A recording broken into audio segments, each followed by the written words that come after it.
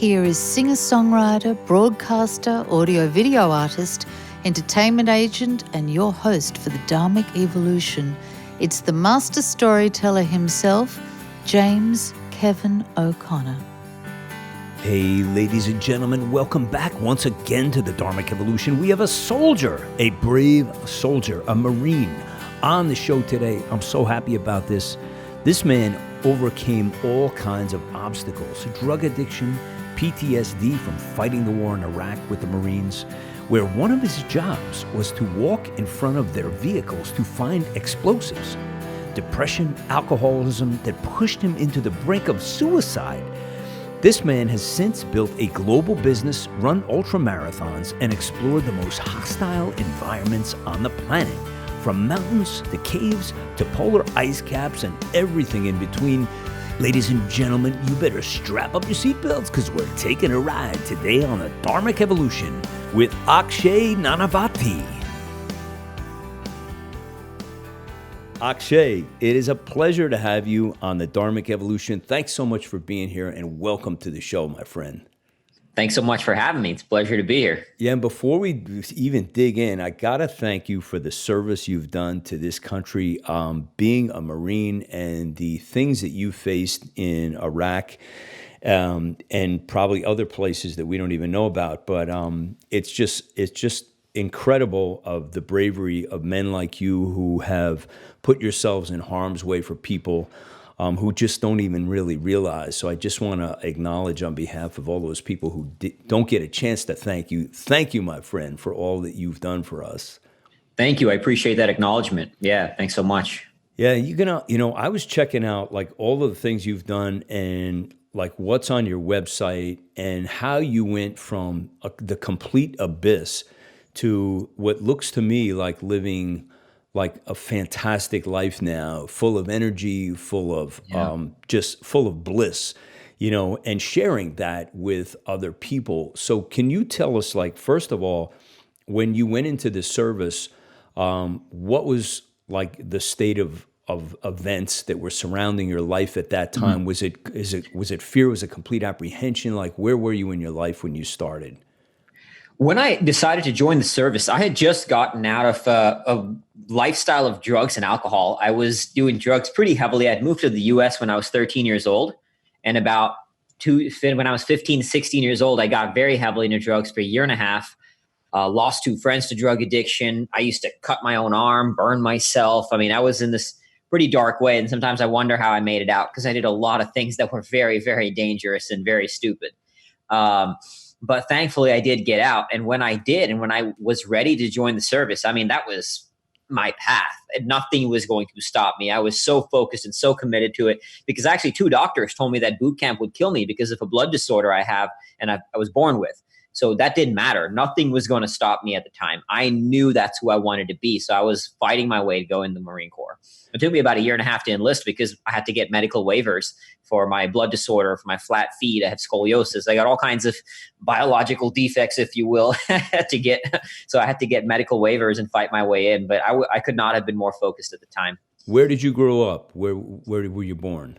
I was born in India. I grew up first 8 years in India, then 5 years in Singapore, and then moved to Austin, Texas when I was 13. Wow, you were a man of the world as a teenager. That's amazing. How did that have an impact on you? Was it a positive thing? Your medical thing aside for a minute, just the growing up and moving like so quickly in your youth. How did that feel to you, and how did it help to shape who you are today?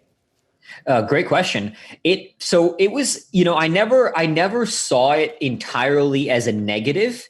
I embraced it. Every move I made friends fairly quickly and adjusted. And I struggled with it within anything, any change. Initially, it was always hard. I remember when I moved from Bangalore to Singapore, I did not want to move. I had my friends settle, but then I got friends in Singapore. And then from Singapore to the U.S., I did not want to move. And my friends in Singapore told me going to Texas, the idea of Texas, Austin, which I'm sure, is very different than the rest of Texas. But nonetheless, I didn't know anything. I was a kid, and people were like, they're going to hate you there because you're brown. And I'm like, oh my God, what's going to happen? So while I kind of embraced it and made friends when I moved, I did struggle with it in the sense that I wasn't very clear on who I was. So every move I was trying to fit in. I was trying to do whatever it takes to blend in into that environment. And as a result, I didn't really have not to say that a lot of kids, at that age have a strong sense of self-identity. Maybe some do. I know a lot of people who figured their life out a lot earlier than I did, but I was very lost, which is partly why I attribute to getting into drugs, getting into alcohol, and finding that that was my path to push myself. I've always been this kind of person, and my life today reflects that. If I get into something, I'll get into it at the highest level and push the limits of that. Drugs just happen to be the avenue. I don't blame my environment or great with friends. I take responsibility for it within myself. But as a 13-year-old kid, you're very at the effect of your environment.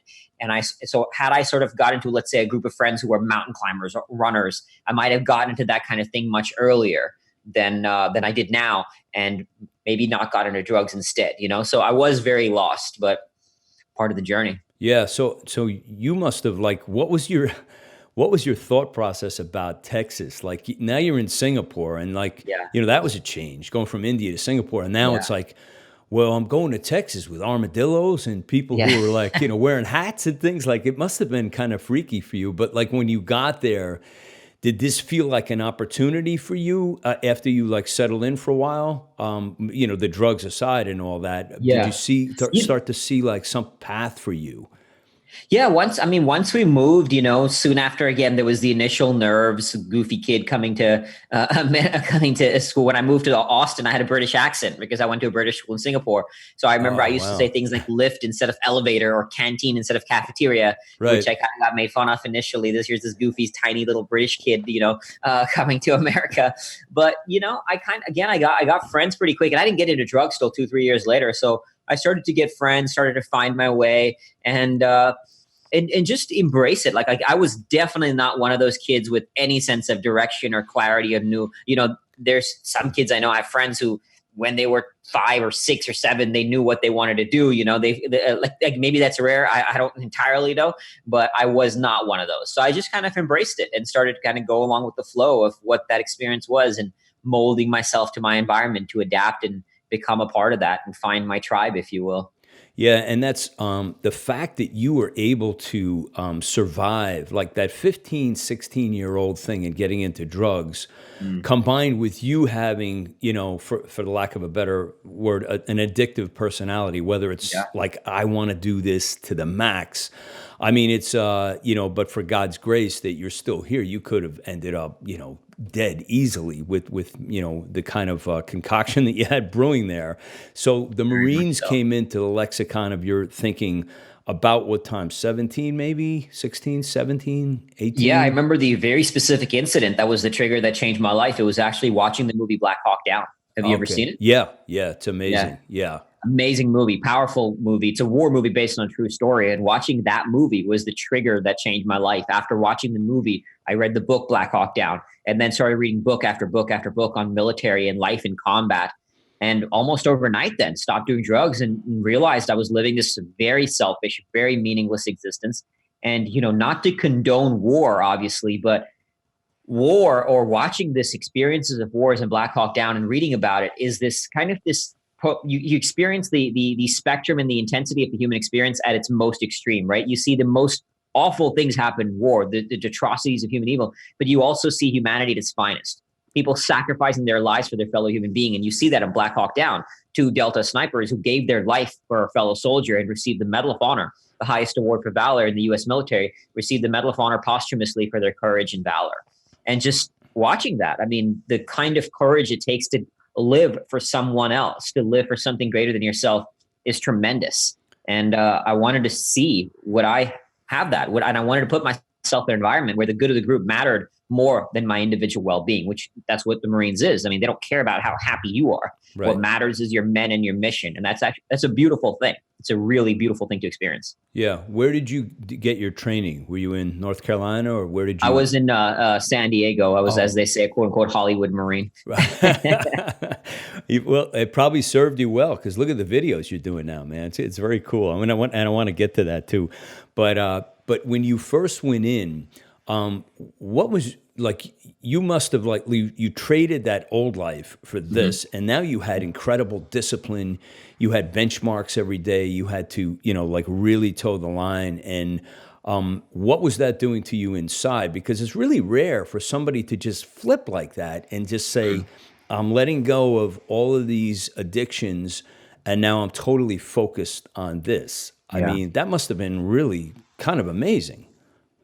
It was, I mean, I loved my experience in the Marines. Boot camp was tough, obviously. And when I first got in, I wasn't very fit. So I did struggle with things like the hikes.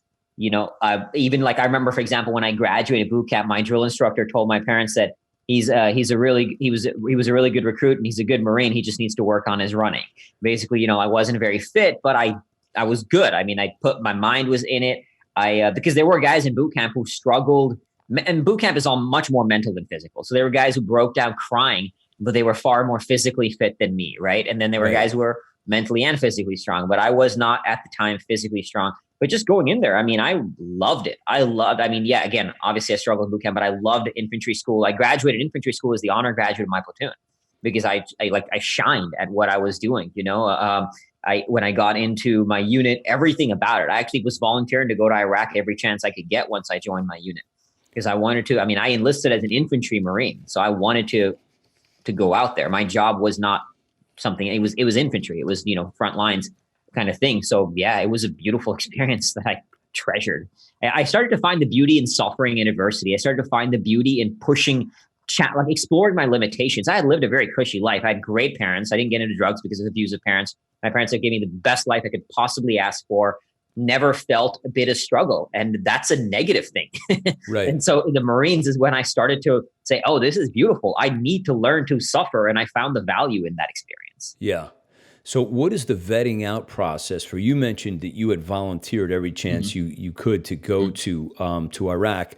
Is there, how do they select, or do they just, mandate, okay, it's a number system and you're going? How does that work? Usually you go by unit. So your unit gets selected. So I was Weapons Company, 1st Battalion, 23rd Marines. That was my unit. And my company had actually, by the time I got into Weapons Company, the unit had just gotten back from Iraq. So I kind of missed that tour and was now, as a result, it was a handful of new Marines, young boots, as we call us. We were not the salty Marines, right? So they were in the new unit. And so I was trying to volunteer to get attached to a different unit that was getting deployed. It's not always easy, which is why, twice the Marines told me I was going, and twice it got canceled last minute, because to transfer one individual Marine to a different unit, there's a lot involved in that, paperwork wise, I guess. Yeah. And so it wasn't until much later that they actually said, okay, not just me, but my unit was getting deployed. We got activated with a different 3rd Battalion, 23rd Marines, and we finally got deployed in 2007. But I had volunteered every chance I could get. Me and a close friend of mine, we became very close in the unit. We were kind of the same kind of Marine, did everything together, trained together. So volunteered to go together. But one summer while I was vacationing in India, he ended up finally finding a unit to go with, and I wasn't there with him, and he got killed in Iraq. He was hit with an IED. Wow, and, so sorry. Never came back. Yeah. Wow. Well, where was he from? What was his name? Jacob Neal, Corporal Jacob. He became a corporal in Iraq, Corporal Jacob Neal. Yeah. Wow. Yeah, from Texas. Mm-hmm. We'll have to say a prayer for him. Thank you, brother. I want to ask you about when you got to Iraq. What was the experience like the first week there? How did that roll out for you? Oh, I could not have been happier. I was waiting for my opportunity to go. Especially after I lost my friend, I really struggled because when Neil and me were in the same unit, we did everything together. As I said, we became close. We trained together, but I'd always beat him by, let's say, like a few seconds on the run or a few points on the rifle range, Right. So when he was out there, he got promoted to corporal. And as a result, he was in a seat that was hit with an IED. Oh, okay. So I had always struggled feeling that, and I get there's nuances to war, and you can't predict all this, but nonetheless, I had felt like I shouldn't have been vacationing in India. I should have been there with him, and I should have gotten that promotion instead of him. So when I finally got my chance to go, I was like, bring it on. If somebody has to go here, let it be me. I kind of went with, I wouldn't say a suicidal mentality, right, but a mentality that I might not come back, and that was fine with me if that's the case. Yeah, I mean, I could not have, I was like, finally, when I got deployed, that was kind of my mentality. Yeah, I saw on one of your videos where you, one of your responsibilities was to walk ahead of the Jeep, the carrier, transport vehicle, and search for mines in the road, which was kind of crazy. I mean, there must have been, insane amount of training for this on how to do this, how to do it safely. But how did that feel to you, being in that position, saying, I'm responsible for guys behind me, but I'm also responsible for the self-preservation of my life. Yeah. It was one of my jobs. We were searching for IEDs, the improvised explosive devices that they would plant. So every time we get to a danger zone, like let's say a bridge or a place with a lot of sand, somewhere where a bomb could be kind of hidden nearby, 2 Marines would get out. One would search the left side and one would search the right. I was one of those 2 to make sure there's no bombs before we cleared the vehicle convoys. So to be honest with you, I didn't mind it because I went out there with the mentality that I'd rather it be me than get hit than somebody else, And Yeah. I get that's a naive perspective to war because you can't control that. War is unpredictable. I mean, a bullet goes where it goes, or a bomb. I mean, again, you do the best you can to prevent it, but war is without a doubt unpredictable, and you don't control the outcome. But nonetheless, that was my job, and I mean, I didn't have a problem with that at all. It was just part of the war, part of the nature of the experience, part of war is obviously an experience of adversity. It's not comfortable, obviously. So it was fine with me. I was happy to do it rather than somebody else. So you were there for, let's just say, like, first of all, how long were you there for? 7 months. 7 months. That's okay. one Marine, one tour is 7 months. So when you got to like the first month, you were probably so busy and so overwhelmed with just what was going on around you. Did you ever have thoughts of the old life, the addiction, what you went through before you became a Marine, or did that just kind of like bleed away and there was nothing left to hold When you? I was in deployment, that was gone. I mean, that didn't matter at all. I mean, I struggled my first month and a half, 2 months into the deployment for multiple reasons. That it wasn't the experience of war I was seeking, which sounds like I'm some kind of war junkie going out and looking for the Wild Wild West. And admittedly, I was a little, admittedly to some degree, I probably was at the time seeking a little bit more of. But wars, you can't, like, the nature of counterinsurgency warfare is you're not getting into firefights regularly. You're out in the middle of a street, and which has its own very intense experiences as a result of counterinsurgency, because you're walking around the city. There's people out there, people who are normal civilians just trying to live their life, but you don't know who is the enemy. You don't know if that's the person who wants to kill you. So you're kind of always a little bit on, staying alert on as a result of that.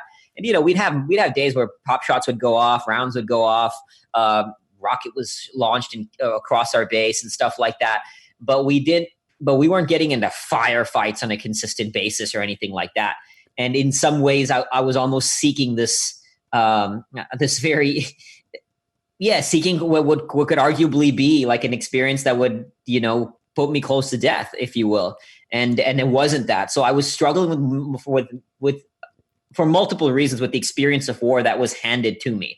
Even just dealing with, like, putting up with certain missions that, let's say, I didn't want to do, but you had to do it because you're told what to do. An officer says you go do it, you go do it. So I struggled for the first 2 months, but after that, I realized that something. I mean, the beautiful lesson I really got out there was that even when you're in war, even when it's the environment you cannot control, you always have the freedom to control your attitude. You could be in the hell on earth, but you always have the freedom to choose your own perspective, to choose your own attitude.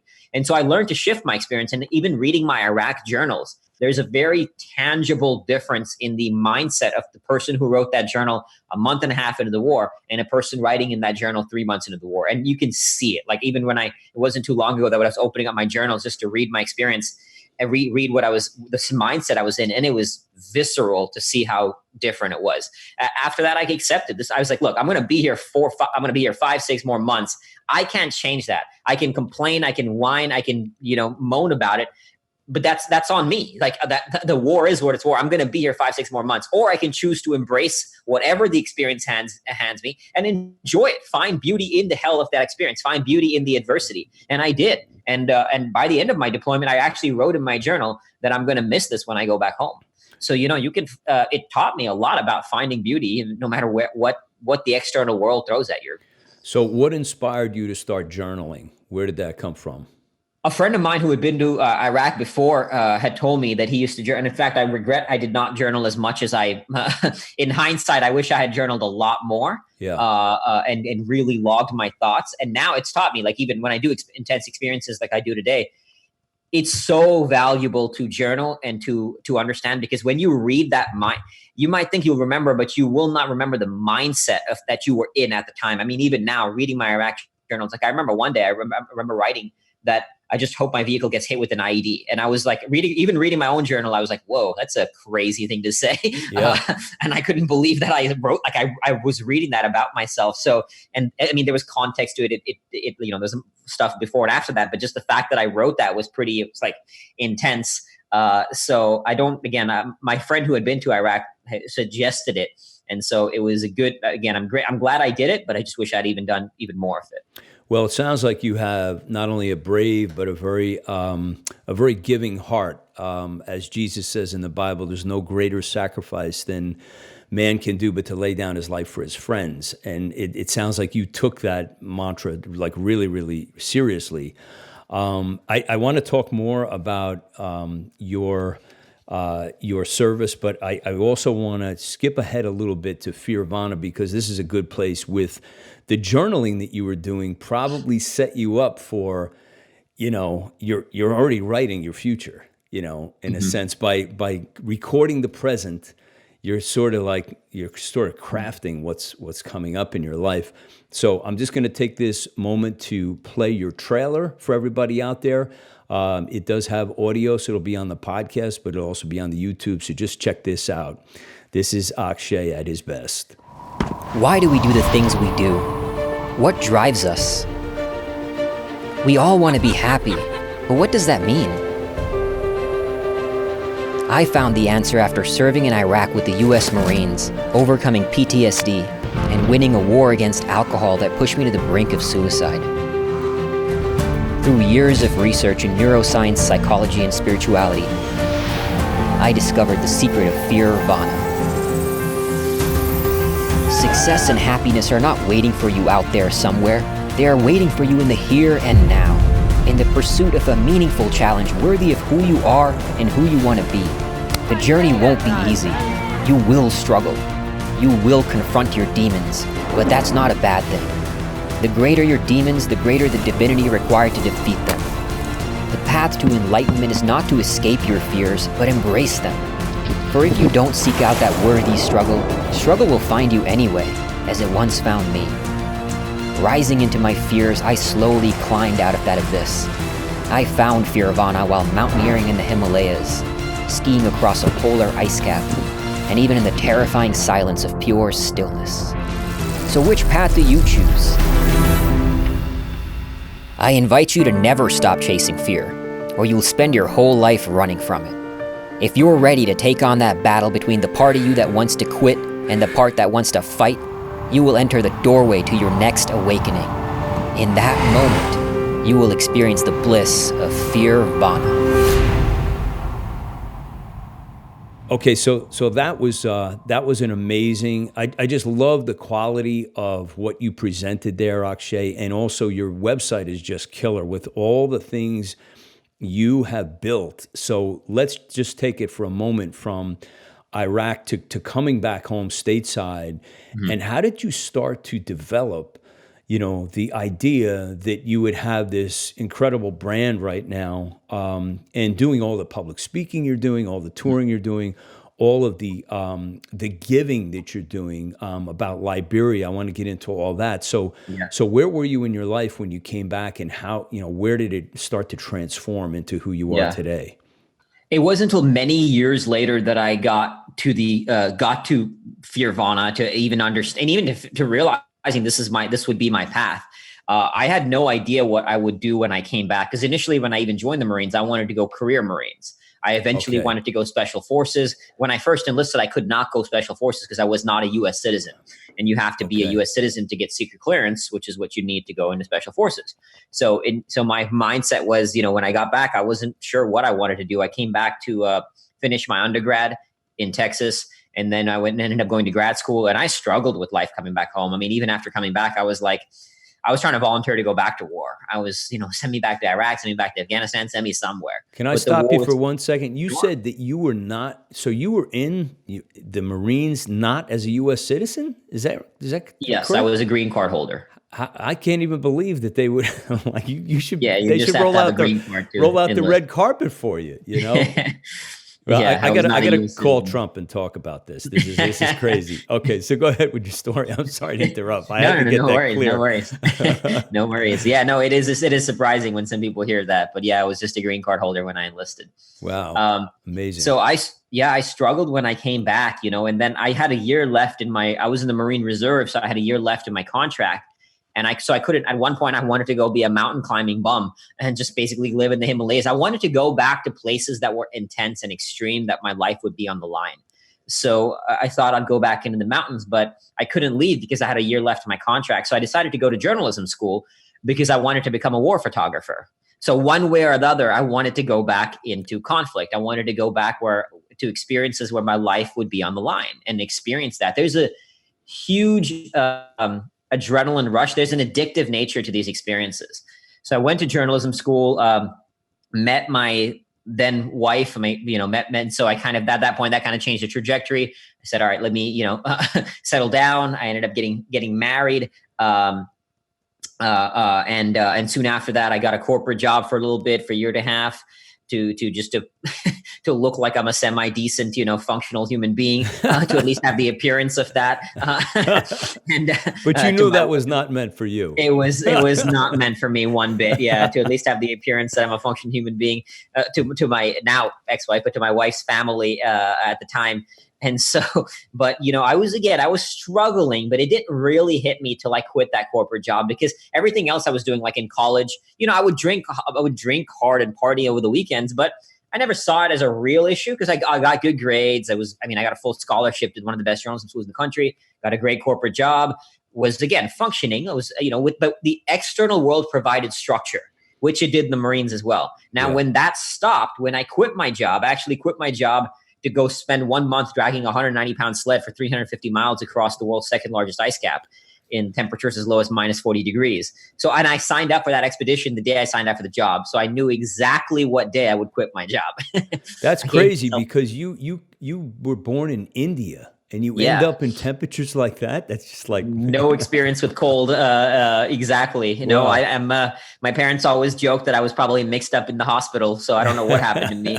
But here I am, So when you were doing that, did that temporarily provide the structure? Because you're like mission driven, you like, all right, now I got a mission, man. I'm ready to go. Yeah. I love the way you put it. Exactly. So, I mean, in hindsight, I know that what I was doing then, like skiing across an ice cap, it was a much more positive thing to do than drinking, obviously, but it was still me running away from myself. Right. Today, I still do things like that. I would still go do things like that, but I'm doing it from a very different level of consciousness and awareness.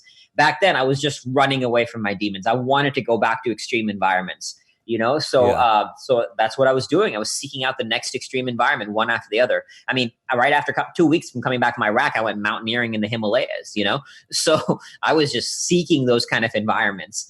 And after coming back from that expedition, that's when I started building my business from the ground up. But that's when, without the external structure, that's when sort of my demons started rising. And not long after that, the drinking started to get worse and worse and worse. And I was going to the VA. I started going to the VA therapist because, to be very frank and vulnerable, my wife at the time and I was having some physical issues, and it wasn't anything physical. It was psychological. And so she said, why don't you go to the hospital, get it checked out? And that's when I was diagnosed with PTSD. And I was, at that point, it was just getting worse and worse and worse. Everything was hitting kind of a bad point. I was struggling with deeper and darker depression.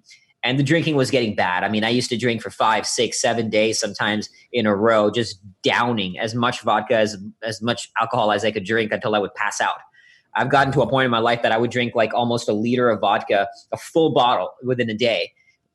Just wake up, drink till I pass out, and then wake up, drink some more, and then go to the liquor store. And this would go for 5 to 7 days until my body just couldn't take it anymore.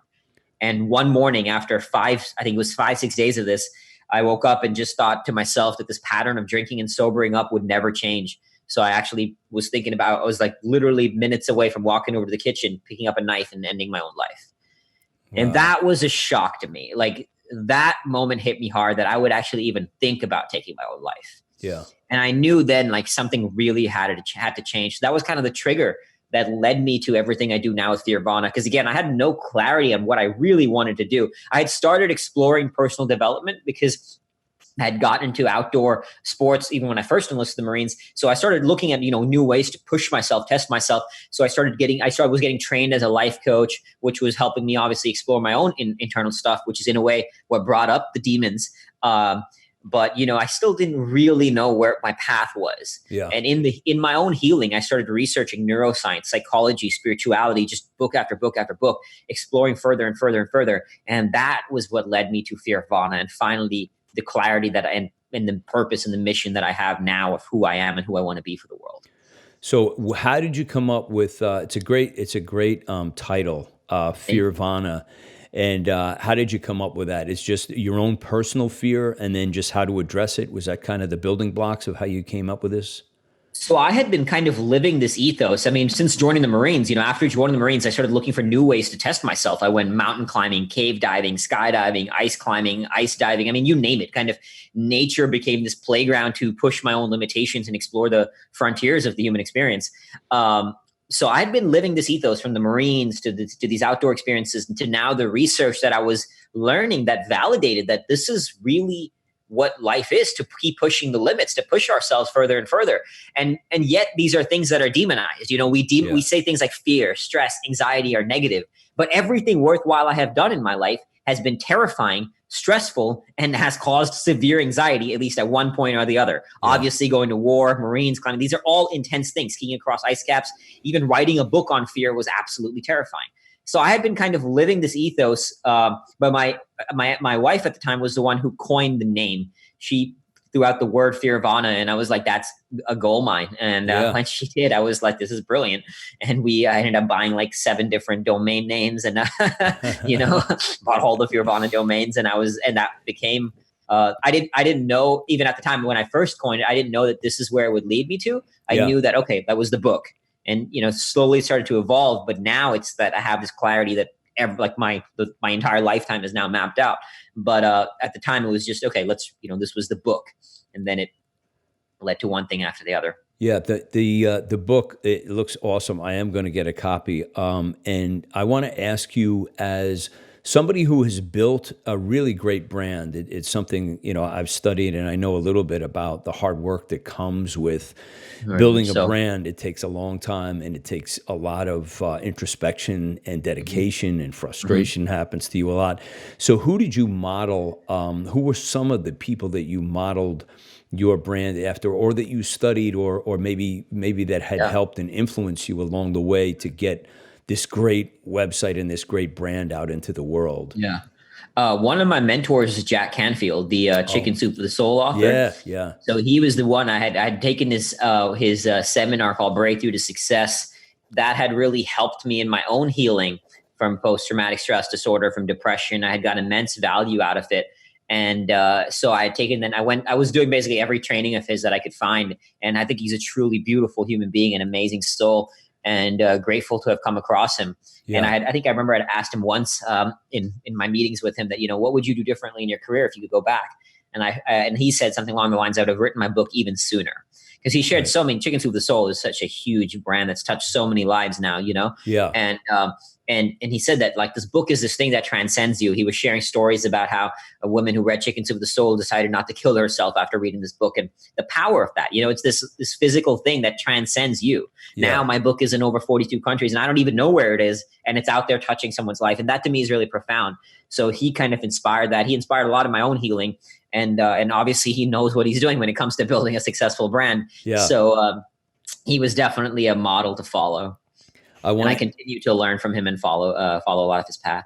And I want to ask you about your projects where you are giving up your precious time, energy, and resources for the benefit of others, which is so near and dear to my heart, especially about clean water in Liberia. Tell us about that journey. Now, I saw on the website it said you were running 167 miles, and then you're in the video. No, it's like 220 or 40 miles or whatever. So it's like you're moving it up, man. So what? The miles, the mileage. So the mileage changed a lot due to safety concerns and stuff like that in planning the route. You're going to. I mean, Liberia as a nation has suffered a great deal. They've been through Ebola, brutal civil war, struggling with poverty.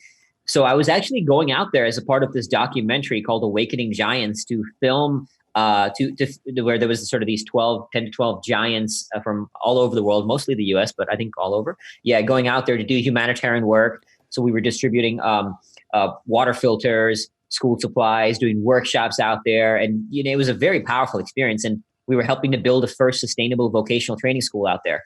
So since I was going to Liberia, I decided, as one does, to run across the country and use that as use my vehicle of service, which is running. Now, running, I mean, literally saved my life. Running has, I channeled one addiction into another, and now I'm an ultra runner. I run, long distance running a lot. Just a couple of weeks ago, I ran 42 miles, and so I decided to run it was about a marathon a day, just under a marathon a day for a week across the country. Yeah, initially it was going to be 200 miles, but there were some safety issues with that area that we were going to start in. So it ended up becoming 160. I would have done whatever distance it called for, but it ended up becoming the total distance ended up becoming about 167 miles.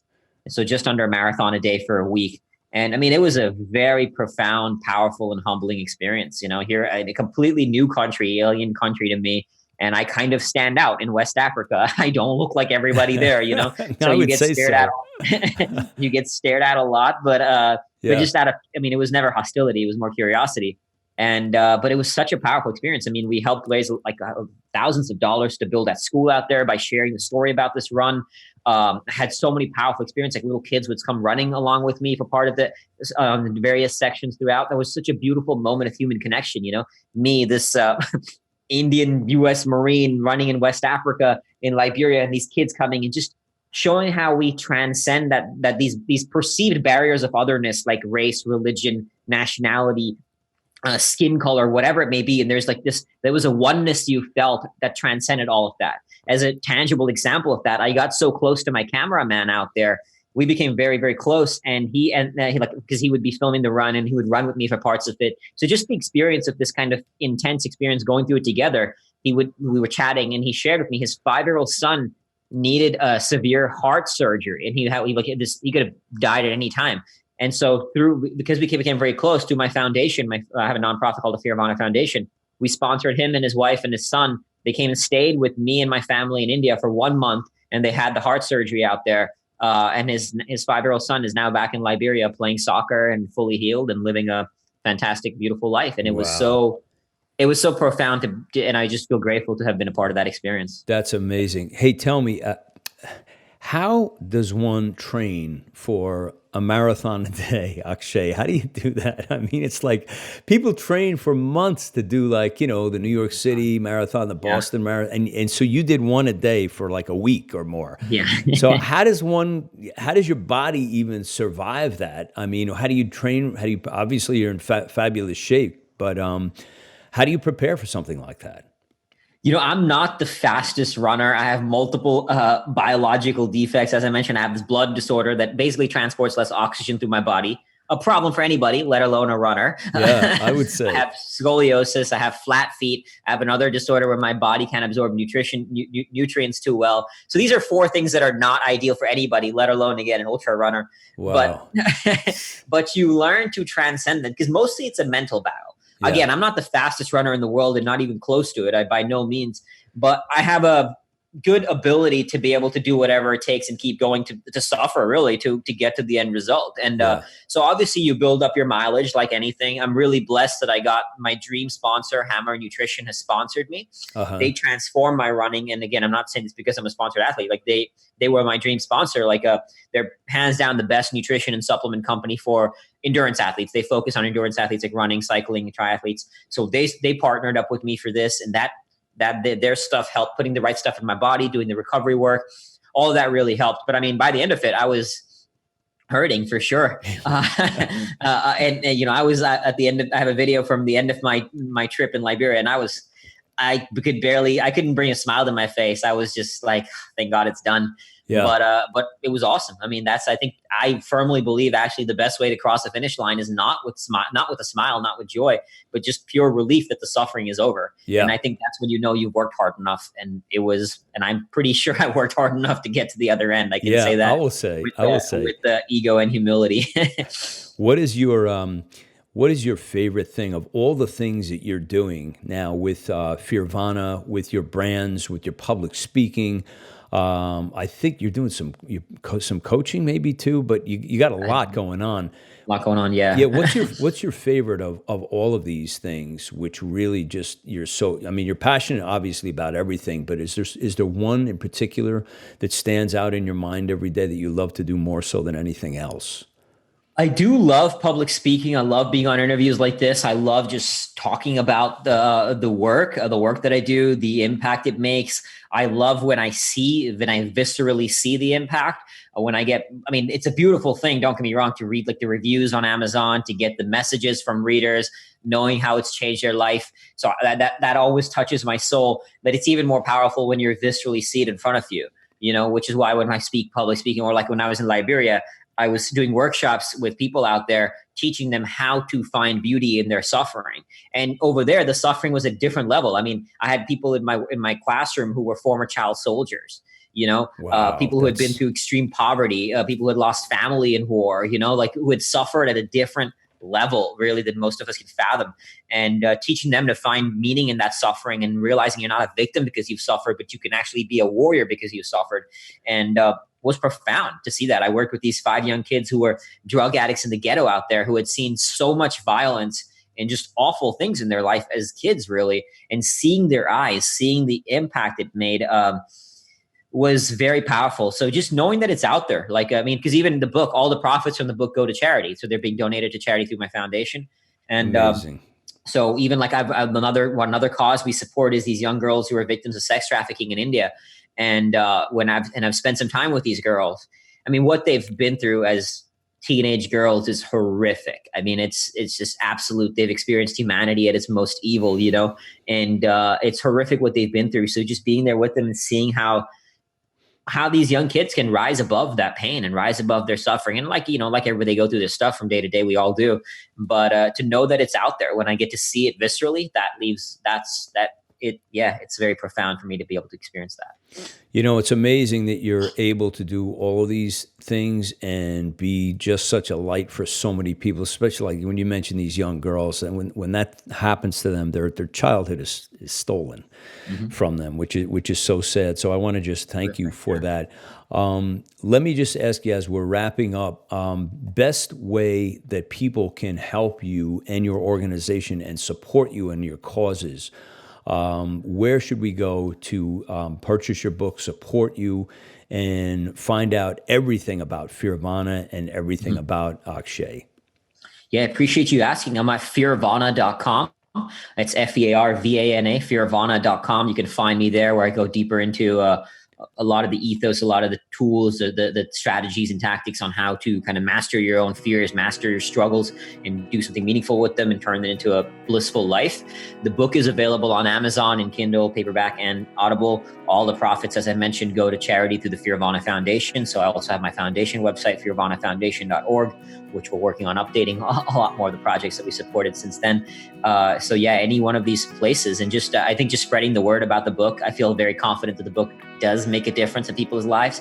At this point, I can confidently say that, and I'm seeing the review and feedback. So just spreading the word for anybody struggling with really anything, which we all do in life. So I believe this work can help transform some of that struggle into joy, into a bliss. And so just spreading the word and picking up a copy of the book will help not only the book spread, but also help me raise funds for charity. Excellent. Akshay, it was an honor, a privilege, and a pleasure to meet you, my friend. So many brother. great things. Yeah, I really appreciate you being on the Dharmic Evolution, and I just want to ask God's blessing on all that you have done and will continue to do in your fabulous career. Thank you so much. I really appreciate you saying that.